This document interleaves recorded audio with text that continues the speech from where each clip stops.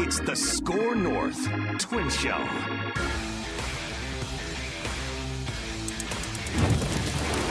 Reckless speculation. Now it's hot stove season. We thought it was going to be like November, December, but it's February. February is hot stove season. Can that be hot stove season? Hmm? Can that be the hot stove, though? Like, it's February, spring training starts in like 13 days, or the soft launch. It's leftover hot stove. I was going to say, it feels like we're going to put it in the microwave. Like, the hot stove's off, and it's like leftovers. Okay, I see your microwave, air fryer, leftover air season. fryer. Air fryer's clutch, man. I love my air fryer. I use that air fryer 6 days a week at the very least. Great invention. Love it. It's fantastic. You can put veggies in there. You can put meats in there. You guys ever warm up like day after pizza? Oh yeah, in an air fryer. It's great. Yep. I was around when the microwave started, and at that time it's like, oh my god, this is the greatest thing of all time. Because now all of a sudden, how did you heat up food? Like you fire up the oven and throw it in if there you wanted to, or you just do what I do to this day, which is eat stuff cold, like a leftover cold. Just bite into a hot pocket. Were hot pockets invented after the microwave? Those had to go in. No, that was a whole process. I'm talking about the fridge leftovers. You just can heat up now or not. How would you heat up coffee? You would. It would just be left in the pot, and then you would keep the pot on. Okay. Or you like keep you it couldn't on heat stuff up like that. It's tough, man. Life was tough before microwaves. Not an option. Yeah. The 70s were, the 60s and 70s were rough going. People just going around with cold food. So we're gonna do two things here. We've got our top 10 all-time Twins left on the list. We're gonna do the next installment next week. It's been a very busy week on this show, and now that the Twins are like open for business and there's like a closeout sale across free agency, and the Twins have a couple bucks in their hand, and they're trying to get some players in here. So we will do a random Twin of the week, but Declan has a list of available bats the Twins could or should be interested in. There's some free agent guys, there's some trade guys here, but Derek Falvey, after the Polanco trade, said, they kick some money back to us, and we definitely aren't done making moves. We could be interested in a bat, so we'll take Derek Falvey at face value. Declan, what's your list here of bats that could be good Twins in 2024? Okay, so we're going to go with free agents, and we're also going to go with trade candidates. I know he said he's going to allocate that money and look at the free agent bats, but actually I think there's more intriguing ones on the trade market, and there's also just a little tease. The one I would be going for is on the trade market. Okay. So, but let's start with free agency. You don't have to give up things, obviously, to get in free agency, just straight up money. So let's start with Adam Duvall, who I think Dan Hayes, The Athletic, even reported that they've expressed interest. MLB.com has, I think, also maybe doubled down on that too. So Adam Duvall, former World Series winner, former Gold Glove winner, had a nice season with the Red Sox, but only played in 92 games. I can see this working really well for the Twins. It actually makes a lot of sense. He's probably not going to command a ton of dough. You can probably bring him in for the 1 year, maybe 10, 12 million bucks that maybe they're looking at doing. The only thing I don't love about Duvall is he still swings and misses a ton. 30% strikeout rate the last 3 years. He just strikes out a lot. I think he's a more disciplined hitter than Joey Gallo, but you would still have a bit of a strikeout problem. But I will say having a guy that won a Gold Glove not too long ago, won a World Series not too long ago, also helps probably in the locker room. So I can live with some of the strikeouts. I wouldn't be jumping for joy for Duvall, but he does have a place probably in this Twins lineup. Yeah, and you could he doesn't have to be an everyday guy, right? The last 2 years he's been, and I don't know if there's been some injuries mixed in here, but, he's a guy that you could probably platoon to a certain extent. He's not gonna break the bank, but if you're looking for some pop, okay, I can get behind Adam Duvall. I hate to say this because the strikeouts in the last few years have become ridiculous, but it feels like there might be room for a guy that strikes out a bit now with Gallo gone. Well, Gallo strikes out like 40% of the time. I know. Duvall is 30. You'd actually be cutting your strikeouts by 25%. So, but that's what I'm saying is I don't think that having a guy who is prone to strike out but 10% less than Gallo is actually like a terrible thing, especially if you get the pop in the bat from that. Interesting about Duvall too. He throughout his career, he's basically even between lefties and righties, facing lefties and righties. There's not like a big platoon split there. So you could use him as an he has a career OPS of like 765, 770. And it's pretty even across the board against lefties and righties. So, okay. All right, next free agent on the list. Let's go to Jorge Soler. So Soler, who was an uber prospect with the Cubs when they were building things back up, and you could maybe make a case he says obviously turned into a pretty good player. I don't think he ever maybe reached his potential. That was because he was part of that group, right, with Bryant and Schwarber and all those Cubs players that helped them win a World Series finally. And he led the league in home runs with the Royals in 2019. A lot of raw power. I mean, the dude just hits a ton of bombs. Better strikeout rate. Last year, only 24% of the time, which is just a little bit above league average. But I do think he's probably going to command a bigger dough. The fact he's still out here, though, is he going to have to sacrifice some of the money he was initially looking for because players are going to be reporting to spring training here in the coming weeks? I would like Jorge Soler, 6'4", 235 pounds. He's going to obviously spend the majority of that time as your DH. He can play some outfield. He can play right for you in a pinch, but he's mostly going to be your everyday DH. A lot of power. I just don't know if he's going to be in the Twins price range. This is interesting because he has had 2 monster offensive seasons in the last 5 years. And then he's had a couple absolute clunker offensive seasons too. There's a little bit of Miguel. He doesn't strike out as much as Miguel Sano by any means. But where if you get the best version of Jorge Soler, in 2019, he hit 48 home runs for the Royals. And that was also the juiced baseball season. That was the Bomba Squad season. Mm-hmm. So take that with a grain of salt. But last year with Miami, 36 home runs, slugging percentage over 500. My 2 worries with Soler, and Declan outlined one of them. He is an outfielder, but he's kind of a butcher in the outfield. So he's more of a DH than an outfielder. Yep. And the other thing is, he's not a guy that's going to drive in a lot of runs when he's not hitting home runs. He's not going to be a guy that hey, there's a runner on second base. We just need someone to poke a ball to the outfield and drive a guy in. It's kind of all or nothing offense from Soler, but he can knock a ball out of the ballpark. So what's your thought on this too?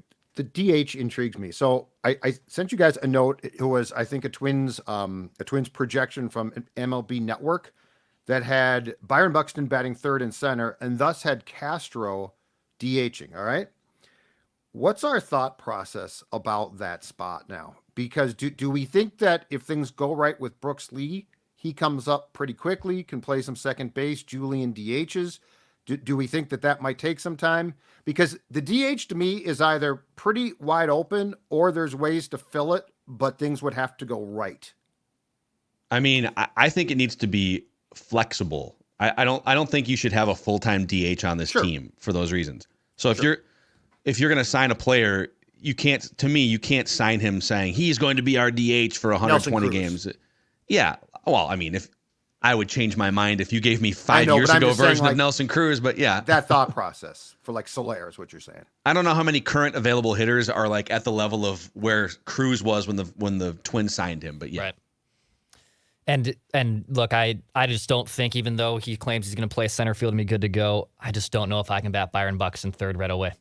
I also, when I saw that projection too, he's batting third in that lineup. I think he's going to have to earn that spot a little bit more. I don't think we can pencil him as the number 3 hitter this early before spring training either. Yeah, sixth, maybe 6th. Yeah.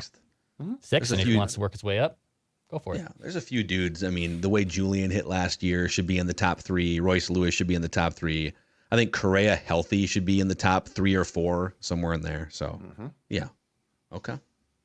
Okay, next guy. This is the guy I teased. If I'm Derek Falvey, if I'm Thad Levine, this is the guy I want. I think it makes too much sense to go after. Now it's a trade. He's not a free agent. He's on a team right now. Anthony Santander in Baltimore. So Anthony Santander batted third for that really good Orioles team. He is scheduled to make $11.7 million this season. He is a free agent after this year, so he settled before arbitration. Right now, he is the 2nd highest paid player on a Baltimore Orioles team that has uber prospects ready to pop and no place to put them. So Santander, a switch hitter, a lot of power from the left side, still an above average hitter on the right side, can play right, can play first, can DH, Had a huge season last year, 28 home runs. He strikes out about league average. This would be the switch hitter I would want in your lineup. Gives you a ton of flexibility at the plate. It gives you flexibility in the field. The thing is, Baltimore's not going to give him away, but are you okay with potentially giving up, I would say, one of these 3 pitching prospects to get him? Wow. Matt Canarino, Marco Raya, who probably has the highest ceiling but is still the furthest away, or maybe David Festa falls into this quality. David Festa might not. They might ask for a little bit more. He's in AAA. He's like 6'7". He's this huge dude. But are you okay with potentially giving up basically one of your top 2 pitching prospects for a really good bat in your lineup that would honestly solidify a lot of your offense? And Baltimore is just not in a position where they're going to pay this guy afterwards, either in 2024. So they're probably looking to get rid of him now or maybe at the deadline with all these prospects knocking on the door. If I'm the Twins, I'm picking up the phone and I am going after Anthony Santander in Baltimore. Interesting. So it'd be a 1-year rent-a-player basically, and when he gets it rolling, man, he was pretty electric for Baltimore last year. Are the Orioles going to trade him though, given their current circumstance as far as a team? And they just announced that the Angelos family is going to sell them to a group of investors, which includes Grant Hill and Cal Ripken. Yeah. Like, I'm not sure that they would do this. Yeah, I do like Dex's line of thinking in terms of like, okay, which teams would be looking to get something for a player before they hit free agency, but then the Orioles think they can probably make a run this year too, right? They should, yeah. Like they aren't this good like they were last year very often. Mm-hmm. But yeah, I'm all for the creativity, and like this is more in line with what Falvey has done over the years. Like when they traded for Sonny Gray and when they traded for Pablo Lopez, those were like kind of off the radar. People are throwing out free agents, and then all of a sudden it's like, oh, they traded for, interesting, didn't see that coming. Right. So I do think this type of a move fits with Falvey's line of thinking. I think Declan's sort of on it here. And a player like that, now he'd be an everyday, he'd be your starting right fielder, almost certainly. Yeah. Maybe you mix him in at DH here and there, but I mean, he'd be out there. And by the way, durability, I mean, this dude has played 305 games in the regular season the last 2 years. He doesn't sit really. He only missed 9 games last season. Do we still think Kepler's being traded? I don't personally. I don't know. I but don't like think Patrick so anymore. said to us today that he's still being shopped. I think Rocco really does like him. But they're so left-handed heavy. That's the thing with Kepler and Wallner, and like Larnick is still sitting back there. So at some point, a right-handed bat would be great. Now, if Miranda can step up and I mean, this would be great. I just don't know if Baltimore was really good, and I'm not sure they're going to take away pieces, but pitching might be tempting. Yeah, they definitely need pitching help, and again, with those uber prospects knocking on the door, I mean, they literally don't have enough spots here, and you get rid of Santander, you can put one of those prospects in right field. It would open things up for that team. Yeah, no, I'm here for this. You make the call. Make the call. Come on, Call's Derek. probably been made. Mm-hmm. Next one on the list. There's a little bit of a drop off here in terms of like the sexiness of these 3, but next in line I have here is Avisail Garcia, former White Sox. He's been in Miami last year, just a lost season, just 37 games, barely played. Only hit a $185. He is owed $12 million through 2025. There is a buyout option in 2026. So $12 million per, by the way, I should say. So $12 million this season, $12 million next season. Miami probably not looking also to pay him this salary either. So they're probably looking to dump, move on, try to get something. I don't think the Twins wouldn't give up, and rightfully so, give up something significant back, like a top 5, top 10 prospect to get him. But he played in the Central a lot. Falvey and Levine probably know him pretty well. Avisail Garcia in Miami trying to shed some salary. I could see that also making some sense for the Twins to go get him. Yeah, you could probably. He's been so bad. That was supposed to be a really splashy move by them, and because he had a really good year in Milwaukee a couple of years ago, and he had some big seasons with the White Sox too. But that's another dude, a little bit like Jorge Soler, where if you look at over like an 8-year period, if you're getting their 2 best seasons, oh my God, sign me up 100%. I mean, there was a year in Chicago where he wound up in 136 games. He winds up with an OPS of almost 900. He batted 330 in this is 2017, by the way, which is kind of ancient history. But not that long ago in Milwaukee, the guy hits 29 homers, gets on base at a 330 clip. He's got his analytics offensively are well above league average, not to bore you with the details. But if you get him at his worst, he is worse than a replacement level player. So it would be risky to take on multiple years of, and he's in his early 30s. Like he's not necessarily in his prime anymore. So be a little risky. Yeah, I would say that would be the least exciting one. And of the names I've had so far, I have one more for you. But again, I can just see Miami trying to move on from him as well. And it could make some sense. Last guy on this list, who's again kind of in a similar territory, but I think there's still more left here. Starling Marte with the Mets, who also signed a big deal. And the Mets will probably be I think even John Heyman reported that they are willing to get rid of this contract and honestly help pay a team to take some of it on. He is owed $20 million this season and next. But Starling Marte, a former Gold Glove winner, a guy who does not strike out a ton. This would solve some strikeout issues for you. Just strikes out about 19 to 20% of the time. He bats right. A veteran player. He'll be 35. But the Mets are probably looking to just get rid of this contract. Is Starling Marte part of the fix for the Twins? Maybe give them a little bit more offense here. If they pay enough, yes. Like I would consider this, but in both the case, and I'm sure that Miami would not do this. In both the case of your last two, Garcia and Marte, I need the team that makes the trade to pick up this sum of, and in the Mets case, probably a pretty good proportion of the salary. Yeah, because he was so bad last year with the Mets. Another guy too, where offensively he was atrocious, and then he used to be one of the better center fielders in baseball. He's been out of center field for like 2 years, 3 years, but he's just like, Fangraphs had him as a below replacement level player. The peak version of him, kind of hidden in Pittsburgh for all those years, was just one of the most fun players in baseball to watch if you were flipping around, your extra innings package. But man, what is he now? 35? He's 35. I mean, last year was a bad year for him, but from 2018 to 2022, an OPS plus of 122, so like a well above average hitter. Yeah. A good defensive player that can play some multiple positions for you. Again, doesn't strike out a lot. But yes, you would probably need the Mets realistically if he's owed $40 million in the next 2 years. Like you're talking like the Mets picking up $25 million of that salary. Which ups the prospect that they'd get too. Yeah. You'd have to trust your scouts on this one. This is one where you'd have to. I would need a veteran baseball scout to tell me, okay, what happened last year? Was he hurt? Was he? What? Is there any chance he could get to be like 80% of the player he was the 2 years before last year's train wreck, or is he just too old? And at this point, it's a lost cause. But yeah, if they could pick up I guess I'm on the pick up the freight. I'm just assuming that the Twins aren't going to want to pay him $40 million over 2 years. It's not our money. Your first just three, kind of thinking on there. I think your first three are solid decks. Adam Duvall probably makes the most sense. He makes the most sense. Free spend agent. $10 million might or be whatever. worth a shot though. Like I could see that. I could see that one being worth a DH shot.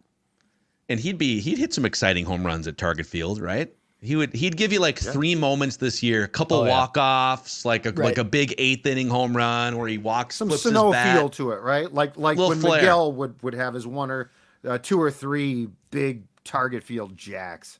Yeah, a little flair to it. So yeah, let us know in the YouTube comment section. Do any of those names do anything for you? The free agents or the trades, or are there names that we should be thinking about that weren't on this list? Yeah, Mike Trout, the Twins.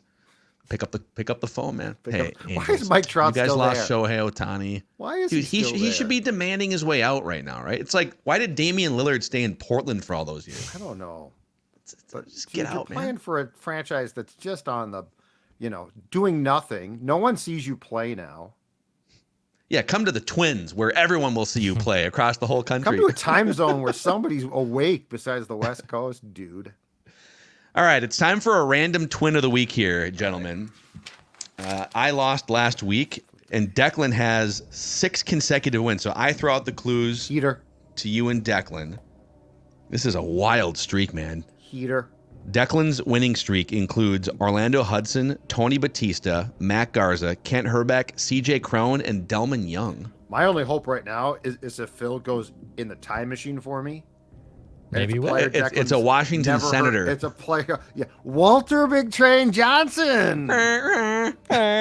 Joe Cronin. So all-time in Random Twin of the Week, Declan has 11 wins. I have 8. Judd has 7. All throughout a series of clues. You guys can guess up to 3 times incorrectly before you are eliminated and the other person wins automatically. Just shout out guesses as you think you know. No Googling. You can Control F the previous list if you have forgotten the ones that we've done so far. Okay. Let's do this. All right, let's go. This Random Twin was a former first-round draft pick.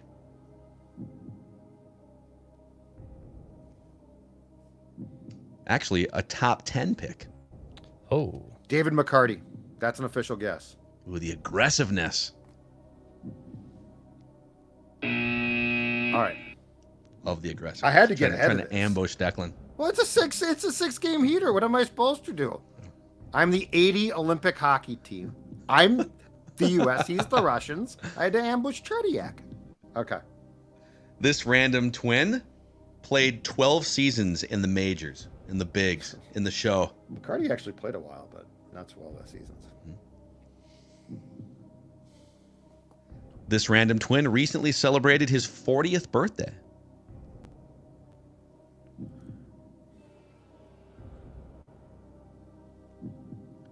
This Random Twin, despite playing 12 years in the majors, never played in a playoff game. That takes away a guess. No playoff games. Mm-mm. Takes away 2 guesses. I feel like I know how Phil does this now. I feel like I figured out. It's a bit of a cheat code, but I don't want to talk about it. But I do want to tell you that I have. You're on to me? I've. You want the audience to know that you know what I'm doing right now. You've got some tells. The audience knows it, and I know it. Okay. This Random Twin wore these numbers in his career: 34, 37, and 50. Glad I didn't use my second guess. Those are the random numbers he wore. Okay, it's not that. We've used him. 40th birthday. This Random Twin, I didn't know this until I did some research on this person. This Random Twin was one of the victims of an $8 billion fraud perpetrated by wealth manager Alan Stanford. It's estimated that 99% of his assets were frozen after the fraud was revealed. This happened to a lot of guys. This happened to Blyleven.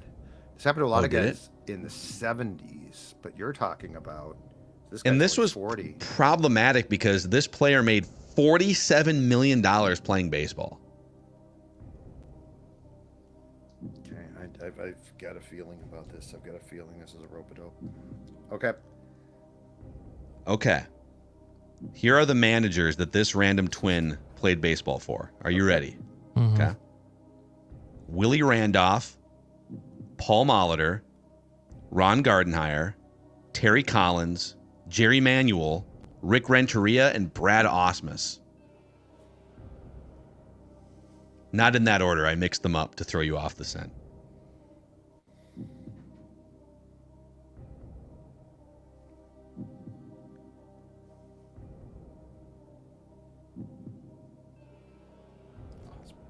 This Random Twin played in 275 games over his 12-year career.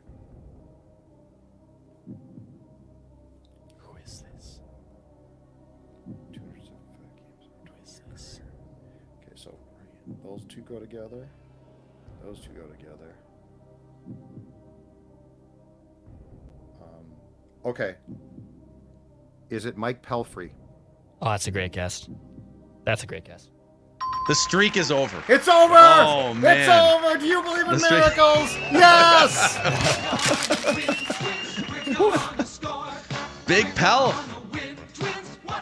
Big Pelf, man. He was a blast. He came on our show a couple times back in the day. I think the old Royce and Mackey show. It wasn't with me. He had the honor of starting the first official game at the Mets' new stadium, Citi Field, about 10 years ago, and allowed a leadoff homer to Jody Garrett of the Padres just to christen that stadium. Summarizing. Here we the go. Big Pelf It's great. We Square. got a new stadium. There's Pelf, 6'7", just sweating before the first pitch. Locker. He did have a corner locker. First locker to the right when you walked in the clubhouse at Target Field. Wichita State guy. Wichita State. He was a pitching coach at Wichita State. I didn't know he got years robbed. ago. But I didn't know that he was a victim of fraud. Yeah. That's too bad. He would have had an awfully tough time with the pitch clock. Oh man, just huffing and puffing. How about out there. Jason Marquis? He would have also had a really He hard also time. had a Yes, problem with with the the pitch He would clock. have he would have been an all-timer. Walk the yard and never thrown a pitch. Yeah, Gardy was just after spring training outings. Gardy was just savaging that guy. It's like, well, we were out there for 5 hours. I'm not sure what is he still out there? I'm not sure. And so, all right, there you go, boys. SKOR North Twin Show here. A little reckless speculation and a random twin of the week. We will continue monitoring the hot stove now that it's actually heating up for the first time this offseason. See you.